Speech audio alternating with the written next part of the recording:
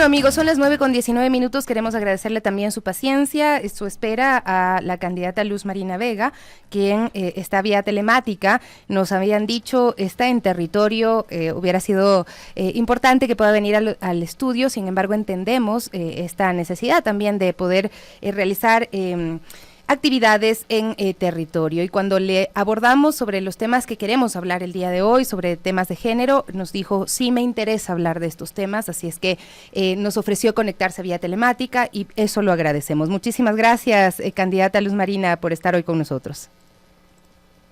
Alipuncha, Ninanda Yupaychapani, Kaicha Xiscamanda, Ecuador, Mamayactacta, Ninanda Juyash, Pami Chaimanda Mikatani.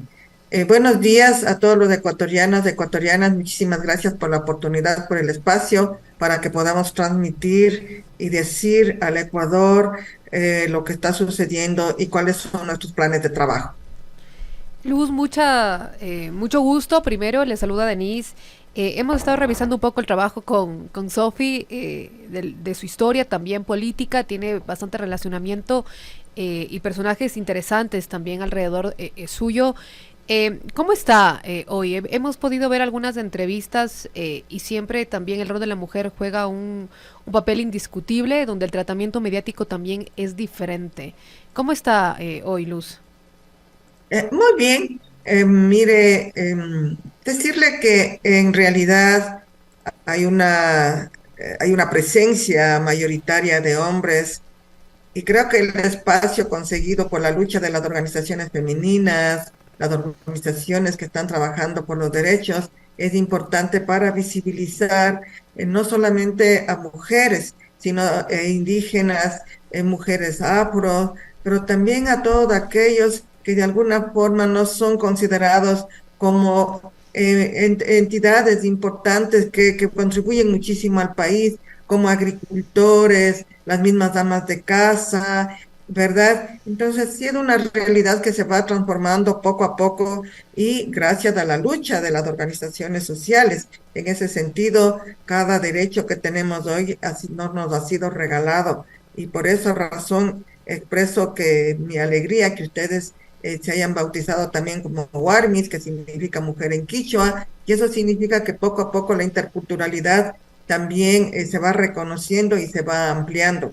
Hay que seguir trabajando, hay que seguir luchando y eso es un tema del día a día de quienes estamos en el activismo social y político. Las Warmis somos más del 50% de la población y somos Warmis diversas, ¿no? Eso es quizá el mensaje que también queremos dar con el nombre de nuestro programa. Pero le voy a mostrar una fotografía, Luz, sobre cómo se está llevando hoy la política en el país en medio de esta crisis tan profunda que estamos viviendo. Y usted puede ver, ahí está, tomamos esta imagen de Tu Voz TV, dice Lazo decreta estado de excepción y toque de queda en Manabí, Los Ríos y Durán. Y es esta mesa la que dirige la seguridad, la política en todos los ámbitos en el país, una mesa de puros hombres. Ayer, en una reunión que pudieron sostener, donde pudo participar también la presidenta del Congope, Paola Pavón, era una mujer entre tantos hombres y la única que prestaba atención a lo que se decía, porque usted ve ahí estas miradas perdidas, como dicen algunas personas también, y son solo hombres que están dirigiendo los destinos de nuestra nación, como se evidencia en la fotografía. ¿Qué le dice esta fotografía a usted? Mire, es algo que hay que transformar. Es algo que desde el patriarcado, ¿verdad? Desde la constitución misma de la República, a las mujeres, a los indígenas, siempre se nos catalogó como inferiores o como débiles. Recordará que a las mujeres decían, no hay cómo tocarnos con un pétalo de una rosa y claro, nos confinaban exclusivamente a quehaceres domésticos. El patriarcado en el mundo entero se ha modificado muy poco, de tal forma que nosotros si vemos quiénes están conduciendo sus países, son la mayoría conducidos por hombres en el mundo entero. Tenemos poquísimas excepciones y de personas maravillosas de políticas como Angela Merkel en Alemania, que hizo un trabajo maravilloso, ¿verdad? Tenemos un mundo dominado por quienes desde su quehacer exclusivamente machista, porque así se ha formado, así la sociedad o lo mantiene, porque son las políticas públicas que aún siguen dando un rol protagónico exclusivamente a los hombres. En este sentido, señalar que estas guerras que se producen ahora y que liderada exclusivamente la mayoría por hombres nos está diciendo que necesitamos cambiar esa realidad. Y de hecho, las mujeres tenemos que seguir insistiendo y seguir trabajando para ser incluidas, porque tenemos una visión más integral, más global de lo que se debe y se puede hacer en cada uno de nuestros países. Y no porque seamos más inteligentes, sino porque somos más del 50%. Entonces, si somos más del 50% en la humanidad, las mujeres, también tenemos que opinar representando ese 50%, algo que es un espacio que no nos van a dar fácilmente, que hay que seguir luchando, y eso es una tarea que nos corresponde a quienes estamos vinculados a la política, a los movimientos sociales, a las organizaciones. Luz, ¿por qué con Javier Hervas? ¿Cuál fue el acercamiento que tuvo con el empresario, sabiendo la cosmovisión que tienen ustedes sobre la empresa, sobre el territorio indígena, y más aún con los últimos movimientos que han ocurrido en el país, los más representativos en los últimos años en la historia del país? ¿Cuál fue la intención, o qué es lo que usted quiere dejar aquí también claro con la relación con un empresario? A ver, Javier Hervas es un empresario mediano. Sí tiene una empresa con 500 familias vinculadas, ¿verdad? A quienes les da trabajo, a quienes son, estas familias pueden llevar el pan de cada día a sus casas. No va a ser un empresario mediano, no es un gran empresario gigantesco, no maneja miles de millones de dólares, eso, y él no lo ha heredado, lo ha sacado a pulso propio, digamos. Y también lo más interesante fue que trabajó, yo leí el plan de gobierno en el 2021 y de alguna forma eso nos acercó. Y esta vez también es uno de los pocos planes de gobierno en el cual se incluye el tema de género, de las políticas de género, ¿verdad? Y también el hecho de que el ámbito social, el área de salud, educación, reactivación económica a través de fomentar y desarrollar el agro, son pilares fundamentales que para mí es importantísimo. Nosotros como activistas sociales, y también por haber estado vinculados en la política directamente en la administración de mi esposo, a nosotros, y estamos más que convencidos porque el mundo entero lo evidencia a través de la estadística, ¿verdad? Los países que más se han desarrollado, los países que más tienen su talento humano formado, ha sido porque, y que tienen una gran competitividad, digamos, de los dos países que atravesaron Primera Guerra Mundial, Segunda Guerra Mundial, Alemania, Japón. ¿En qué invirtieron? Invirtieron en el ser humano, invirtieron en la educación, y son una potencia, especialmente en el tema de Japón, a pesar de no tener riquezas minerales como sí tenemos los ecuatorianos.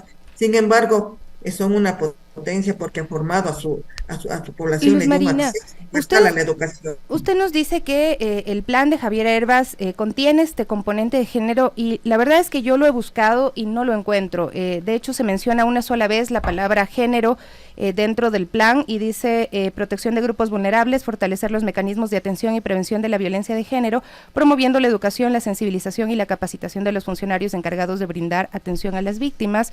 La palabra mujer se menciona 4 veces, me parece, dentro del plan también, y esto no sé a qué responde, porque nosotros habíamos conversado con otra candidata a la vicepresidencia y nos decía la premura de la inscripción de candidaturas no permitió incluir los planes y el aporte de las mujeres a los planes de campaña.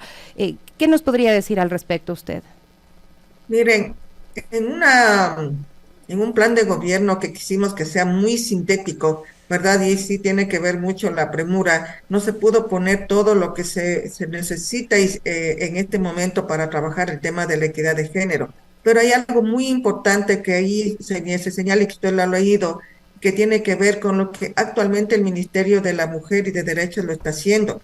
Yo pude participar en un evento de rendición y hay una claridad en lo que debemos continuar haciendo. A veces se llenan de palabras, de mecanismos, y ustedes ven que hay en otros procesos también y de otras campañas que tienen prácticamente enciclopedias dirigidas al tema de género. En ese sentido, yo me agarro de esas palabras, de esas frases, y hemos sido y muy claros con Javier que es un tema que lo tenemos que trabajar. Y espero que los ecuatorianos nos den la oportunidad para que la política pública, ¿verdad?, en el tema de género, a través del Ministerio de la Mujer, para que sea un ministerio como ente rector que puede implementar la política transversal en todas las estructuras del Estado ecuatoriano, se haga realidad. En ese sentido, mi vinculación con los organismos de mujeres, organizaciones de base, hará posible que de forma participativa, en el cual también tengo una gran experiencia, podamos construir también una política pública con recursos y también con modalidades y estrategias que puedan atravesar todo el sistema público, de tal forma que en el caso, por ejemplo, de educación, cuando nosotros podemos revisar la malla curricular, en el tema de género, no hay nada, prácticamente nada, inclusive no cuando empezamos a deletrear, hay mi mamá, amasa la masa, Susanita amasa la masa, o sea, es una cosa absurda, hay que cambiar, y en ese sentido, en el tema educativo, hay que empoderar a hombres, a mujeres, a niñas, a niños, para que puedan realmente desarrollar su identidad, su autoestima, especialmente las mujeres, que tenemos unas circunstancias en las cuales el machismo no, nos forma, el machismo nos induce a pensar de una forma diferente, y eso en las familias hay que cambiar. Le digo que tengo de una experiencia,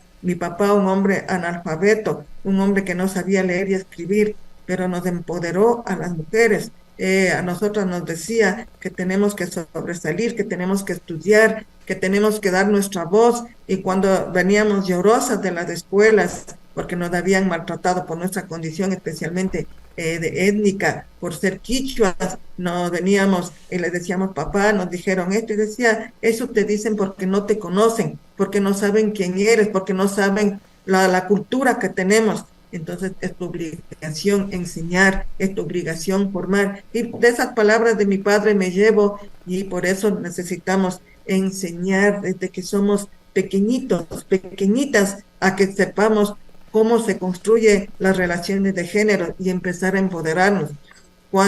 Y precisamente por eso, cuando se quiere, por ejemplo, abordar el embarazo adolescente, en todas las instituciones que están haciendo, lo tratan como exclusivamente un tema anatómico, un tema reproductivo, cuando es un tema de que si yo como mujer me empodero lo suficiente y conozco mis límites, mis fortalezas, yo soy la que voy a tener la posibilidad de decir un sí o no y tomar una decisión mucho más consciente. En ese sentido, la política de género tiene que atravesar todos los estamentos del Estado, especialmente en el tema educativo.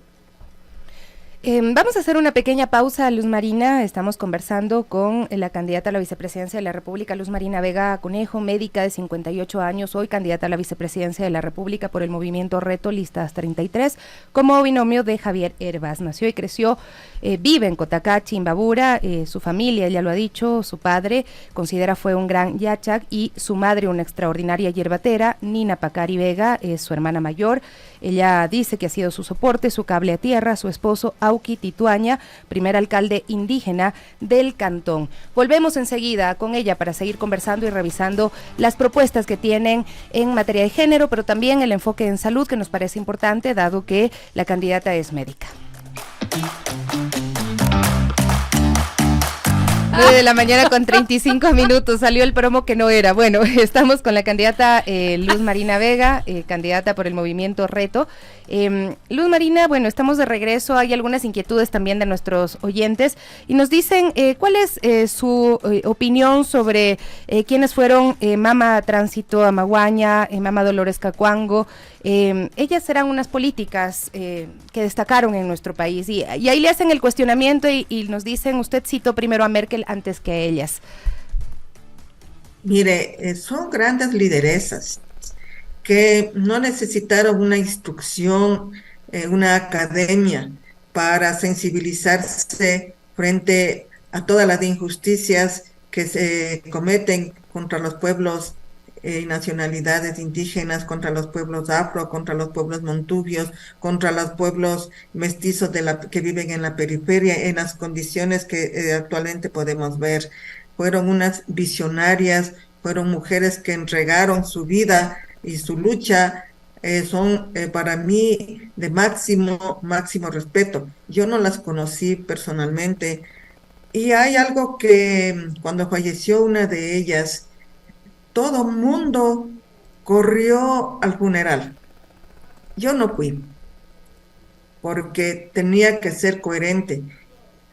Me dijeron que las señoras vivían en condiciones de extrema pobreza también, fallecieron así. Y cuando estaban vivas no las iban a visitar. ¿Con qué derecho fueron al funeral a tomarse la foto? Entonces, la congruencia se mide hasta en esos pequeños espacios.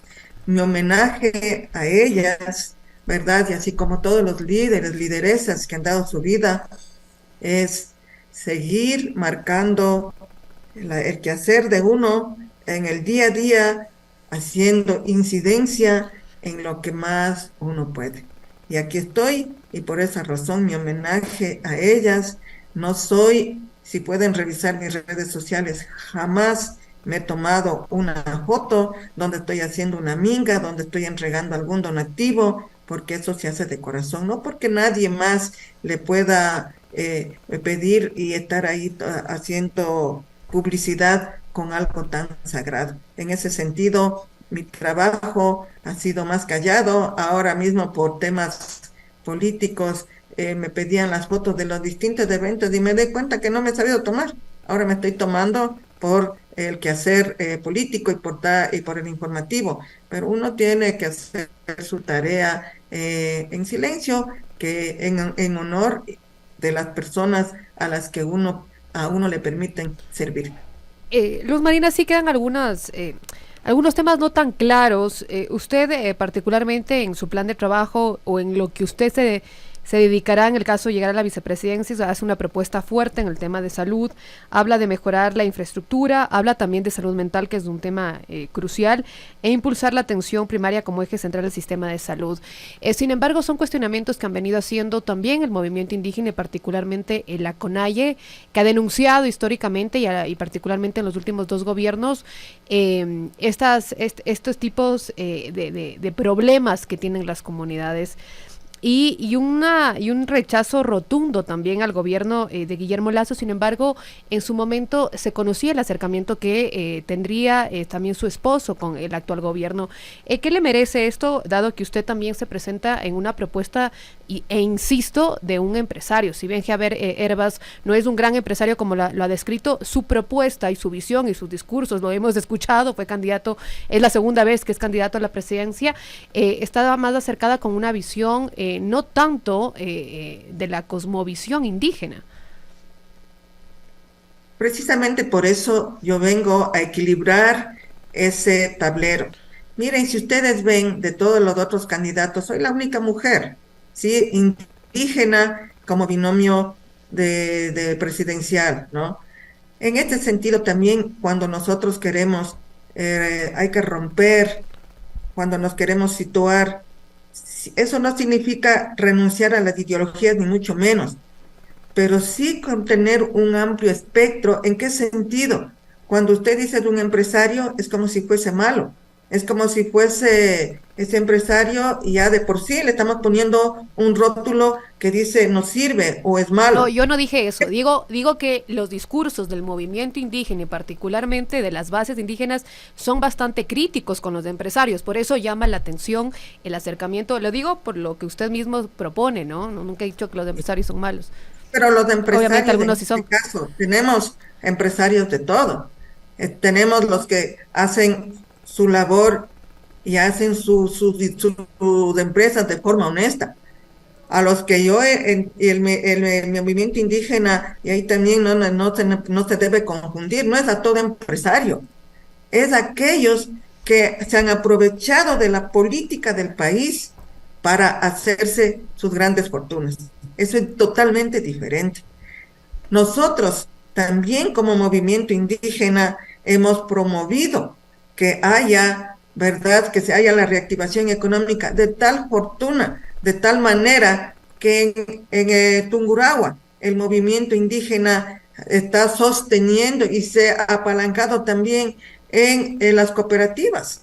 Entonces, y conocemos en la provincia de Imbabura también del movimiento indígena, felizmente tienen sus pequeñas, grandes empresas, medianas, que están generando fuentes de empleo. Entonces no hay una ruptura ahí en decir ideológicamente el movimiento indígena está tratando y que yo soy incongruente con una posición del movimiento. No es así. De tal forma que, por ejemplo, la alcaldesa de Ambato es esposa del señor que administra una de las cooperativas más grandes, los Chibuleos. Fíjese, y es de Pachacutic, eso ahí no hay ruptura.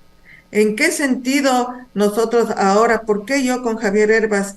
Porque sí me quise visibilizar en nombre de las mujeres, en nombre de los quichuas, ¿verdad?, de que tenemos una cosmovisión y que eso tiene que ser tratado como una política pública. Hay una oportunidad en ese sentido.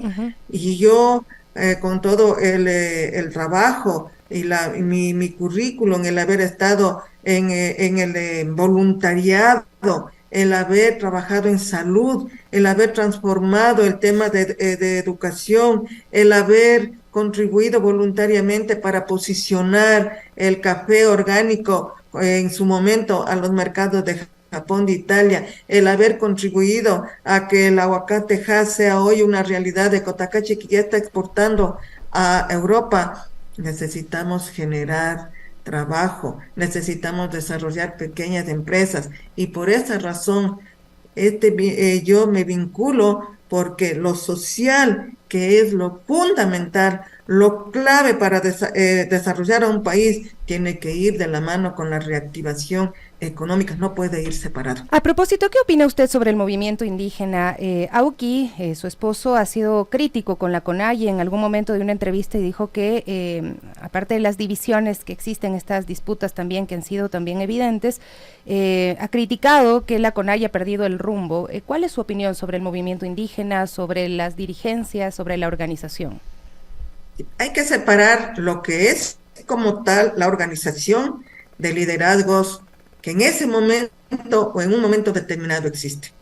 La CONAIE, ¿verdad?, cuando tenía su plataforma de lucha, alcanzar los derechos de los pueblos y nacionalidades, y en ese momento recordarán que los líderes históricos como Nina Pacari, Lucho Macas, Blanca Chancós y otros dirigentes establecieron un plan de gobierno para la Confederación de Nacionalidades Indígenas, a la cual pertenecen de la Amazonía, de la Sierra. Pero luego viene, ¿verdad?, y especialmente con la coyuntura de un gobierno en el cual empieza a permear las organizaciones indígenas y empieza a cooptar ciertos líderes que hoy, habiendo sido tradicionalmente de la CONAIE y de Pachacutic, líderes que hoy se encuentran en la bancada de las 5. Ahí se pudo ver quiénes realmente estaban por la lucha de la CONAIE, por los pueblos y nacionalidades, por los pueblos afro, por los montubios, por la población mestiza que vive en la periferia. Se pudo hacer, como quien dice, una autodepuración. Pero en esa depuración, ¿verdad?, cuando se empezó, nosotros empezamos a decir que había una vinculación de ciertos dirigentes que fueron cooptados y que querían que así a la fuerza llevar a la CONAIE a que respalden a un gobierno determinado. Nosotros nos opusimos. Ya es verdad que tuvimos que salir y cuando usted me pregunta por qué Autitituania en su momento fue una medida en la cual decíamos no podemos seguir aupando a un movimiento político que tiene mucho que ver con la falta de institucionalidad. Entonces, en su momento pusimos, y no fuimos los únicos, pero fuimos los únicos a los que a Auki la expulsó, pero a los otros que tuvieron, no lo hicieron. Pero eso es parte del proceso. Y ahora, cuando ustedes mismos han sido partícipes, y no partícipes, no, tienen el conocimiento de lo que ha ocurrido a tal punto que no se pudieron poner ni listas por las disputas internas, eso, mire, yo le veo como un proceso de renovación. Es algo que tenía que ocurrir, porque si hay liderados que han querido conducir a la organización como caciques, y no hay tal, porque dentro del movimiento indígena habemos voces críticas y fuertes, porque no es que todos pensamos y no somos homogéneos, y precisamente en ese espacio democrático que no es de ahora, en los cuales nos podemos decir las cosas, obviamente la organización tendrá que trabajar internamente y debe salir fortalecida. ¿Pero qué opina usted sobre el paro, por ejemplo, del 2019, del 2022? Mire, cuando el paro,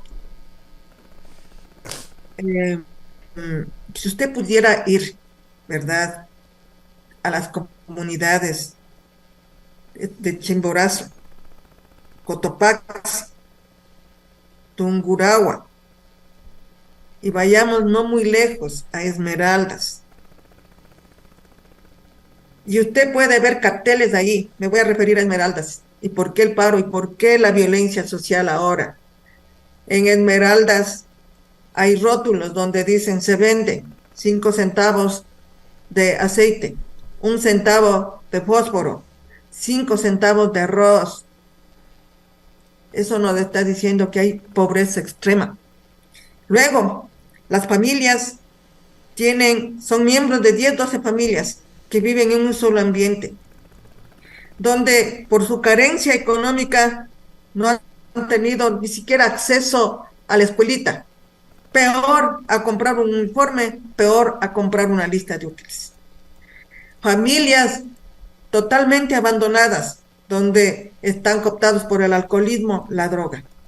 En esas condiciones de abandono total, obviamente que tiene que haber un estallido social, porque están reclamando lo básico. Miren, cuando se hizo el paro, ustedes vieron que se sumaron todo grupo de personas. Venían también de esos sitios. Por Dios, o sea, para mí me parece algo tan inconcebible que los paros no deberían existir, pero no hay protección del Estado, no se brinda lo básico. Vayan a Esmeraldas y vean en las condiciones que viven. Entonces uno puede entender por qué surge la violencia. En este sentido, también necesitamos trabajar con todas las organizaciones, y no solamente con los líderes, que a ratos pierden el rumbo, es verdad, pero con las bases. Si nosotros llegaríamos con salud, con educación, con vialidad, reactivación del agro, estaríamos hablando de otros temas. Pero lo que ocurre en estos momentos es consecuencia de todas las décadas de abandono del Estado ecuatoriano. Luz, y en medio de esto están los sectores vulnerables, ¿no? Si bien nosotros hacíamos esta revisión con Sofi de que la propuesta de Herbas no tiene específicamente un trabajo integral de protección de las mujeres, porque de lo que hablan, por ejemplo, son enunciados que ya constan, ¿no? Primero en la Ley de Prevención y Erradicación de la Violencia contra la Mujer, y hay diferentes normativas que ya velan por los derechos. ¿Cuál será esta urgencia que tome usted también? Si bien su propuesta central se enfoca en la salud en general, ¿cómo hará también para poder ejecutar esto con las mujeres? Digo porque nos llama la atención también que las mujeres que aceptan estos cargos ahora por una lucha de mujeres que han exigido la paridad de género en estas elecciones, no revisan las propuestas. Es algo súper preocupante que hablen de mujeres mientras en las propuestas no contienen exactamente normativas que impulsen mejorar, por ejemplo, de una forma real la garantía de los derechos de las mujeres en el país.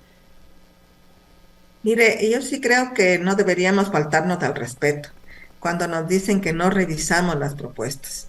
Y también recuerden que este es un plan de campaña que no es un plan estratégico. Cuando nosotros hablamos de planes estratégicos, ahí nosotros nos ponemos objetivos bien claros y vienen las estrategias que van de la mano con el presupuesto. Por eso mismo existen enunciados. Y lo que sí le puedo asegurar a usted es que con los recursos que tenemos, con poquísimo, hemos hecho bastante, muchísimo. Vengo y le digo así del voluntariado, durante 13 años yo dirigí el sistema cantonal de salud. A mí nadie me pagó un centavo. Sin embargo, el haber logrado que se agrupen los ministerios, y lo mismo en este caso, porque el tema de género no puede ser tratado exclusivamente desde el Ministerio de la Mujer y de Derechos. El tema de género tiene que ser un eje transversal, donde la política rectora sobre el tema de género sea dirigido desde el Ministerio de la Mujer. Pero como les decía, como un ejemplo pequeñito en el tema de educación, esto tenemos que aprender a saber que el género se construye desde la sociedad, y eso tenemos que aprender desde que somos niñas, desde que somos niños. En ese sentido, el plan estratégico, ojalá nos den la oportunidad de gobernar y tendrán la evidencia de que con lo que tenemos, y porque no solamente está el Ministerio de la Mujer, hay sinfín de organizaciones que ya tienen experiencia, que han luchado por un presupuesto, que estamos ahora, por ejemplo, tratando que al menos cuando ocurre ya la violencia, por decir el femicidio, por un lado muere la madre, por otro lado el padre queda preso y los niños en total abandono.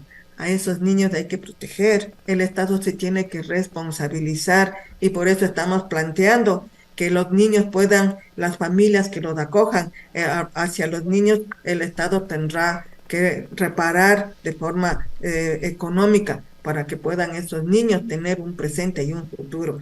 Entonces, no es que en el plan de gobierno tiene que estar detallado todo, eso se hacen planes con largo alcance. Nosotros hemos querido también ser congruentes en el que se va a impulsar, ¿verdad? Y en un gobierno tan corto, todo lo que se puede hacer es lo más urgente, pero sí sentar las bases de lo que se debe y se puede hacer. En ese ¿Ustedes sentido, consideran este un gobierno de transición como tal, o están viendo más allá, o están viendo al 2025? mire, un gobierno de transición debe hacer primero bien la tarea, ganarse el año, y si acaso pensar en lo que viene después. Porque uno no puede estar calculando que ahorita voy a hacer esto para después hacer la escalera. Y las personas mismas, la población, nos va a calificar. Si hacemos una muy buena gestión, nos van a dar la oportunidad. Si hacemos una mala gestión, nosotros mismos nos daría vergüenza decir, vamos otra vez a la reelección, si acaso, ¿verdad?, si no hacemos bien la tarea. Y aquí lo urgente es realmente hacer que el país recupere la paz, la recupere, porque caso contrario, mire, el femicidio aumentan porque tenemos una sociedad violenta. ¿Quién va a venir al Ecuador con que aquí Manta, que era, ¿verdad? Todo mundo quería viajar a Manta, pasar a hacer turismo allá, le asesinan a su alcalde impunemente. Ahora, cuando vemos que la población de Esmeraldas prácticamente está huyendo, ¿quién va a venir a invertir al Ecuador? Acá necesitamos el tema de seguridad y atacar las distintas violencias, entre ellas la violencia de género. Eso es importante, ¿no? Reconocer que hay muchas violencias que hoy por hoy nos están atacando en el país, pero siempre la pregunta es cómo hacerlo, ¿no? ¿Cuáles son las estrategias primeras o lo primero que se haría en el momento de llegar a ser gobierno? Lo primerito, hay que atacar las violencias la que ahora está tomándose las calles, haciendo control de las fronteras aéreas, marítimas, terrestres. Fíjese que aquí, cuando he conversado felizmente por esta posición de ser candidata a la vicepresidencia con personas que en servicio pasivo y activo de las Fuerzas Armadas y policiales, aquí no es que no saben dónde está el problema. Aquí lo que hay es complicidad. Cuando nosotros decimos, llegan toneladas y toneladas de droga, porque antes del Ecuador eso era rapaz, ahora también es consumidor. ¿Quién se hace de la vista gorda? ¿O quiénes se están beneficiando? Y luego tenemos que ha crecido exponencialmente la venta de la droga y obviamente generan esos mercados ilegales del crimen organizado. Y se han tomado las cárceles y se han entregado, ni siquiera se han tomado, se han entregado las cárceles.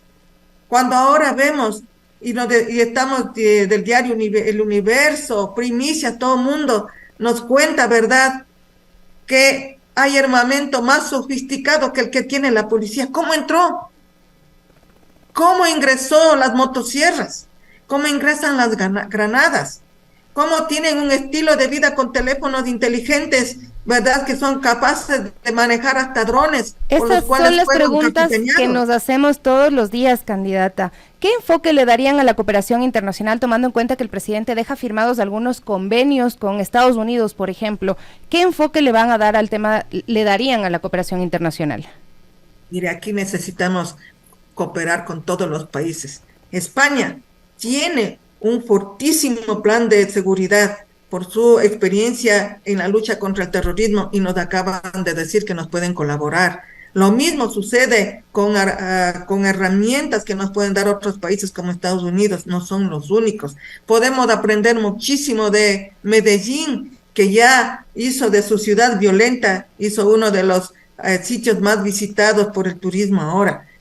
Pero también decir que recursos, es cierto que no hay suficientes, pero con los que tenemos, si se dirige bien, si se ataca la corrupción, recursos habrá de la cooperación y la nuestra. Lo que se necesita es gente honrada, gente honesta, gente capaz, y que la hay. Hay que depurar la policía, hay que depurar las Fuerzas Armadas, hay que depurar las Fuerzas Marítimas, porque ustedes ven cada día están vinculados, y sobre todo hay que informarle al Ecuador de quiénes están atrás de todas estas mafias organizadas, porque se señala sucintamente, hay informes secretos, habrá que develarlo, independientemente de quién le cueste dar esa información. Entonces hay mucho que hacer, pero se necesita voluntad, se necesita transparencia y se necesita no estar vinculados a ningún grupo de estos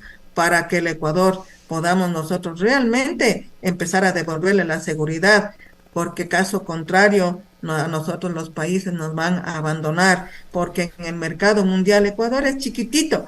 Si ya tenemos estos problemas de violencia, no van a querer comerciar y estará en riesgo la economía de todos.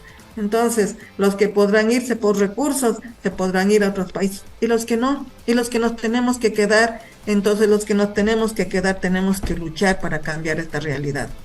Muchísimas gracias, Luz Marina Vega Conejo, 32 años de experiencia profesional, acreditan a Luz Marina, médica de 58 años y hoy candidata a la vicepresidencia de la República por el Movimiento Reto, listas 33, con mi novio, con Javier Herbas. Muchísimas gracias.